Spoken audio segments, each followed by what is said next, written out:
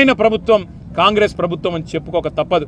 పేరు గొప్ప ఊరు దిబ్బ అన్నట్టు పేరుకేమో ప్రజాపాలన చేసేవేమో అన్ని అప్రజాస్వామిక పనులు అన్నట్టుగా ఇవాళ ఏకపక్షంగా పెద్దలు జగదీశ్వర్ రెడ్డి గారి గొంతు నొక్కడం అంటే ఇది జగదీశ్వర్ రెడ్డి గొంతు నొక్కడం కాదు, ఆయన ఒక్కడికి జరిగిన అవమానం కాదు.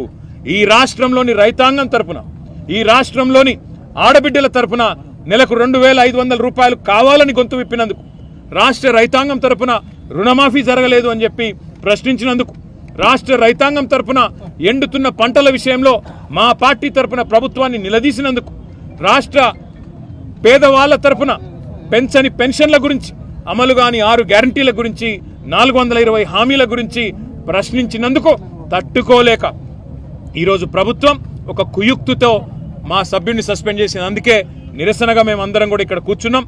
ఇవాళ వాళ్ళు అనుకుంటా ఉన్నారు కేవలం ఒక గొంతు నొక్కినంత మాత్రాన, శాసనసభలో మా పార్టీ యొక్క సభ్యుడి యొక్క ప్రసంగానికి అంతరాయం కలిగించినంత మాత్రాన ఏదో సాధిస్తామని చెప్పి వాళ్ళు భ్రమపడతా ఉన్నారు. కానీ రాష్ట్రంలోని ప్రజలు అన్నీ గమనిస్తూ ఉన్నారు. 15-16 నెలల్లో కేవలం 20% కమిషన్లు, ఢిల్లీకి మూటలు పంపడం మీద ఉన్న దృష్టి ఈ రాష్ట్రంలోని పేదలకు మేలు చేయాలనే విషయంలో మాత్రం ఈ ప్రభుత్వానికి ఎంత మాత్రం లేదు అనేది ప్రజలకు కూడా అర్థమైపోయింది. కాబట్టే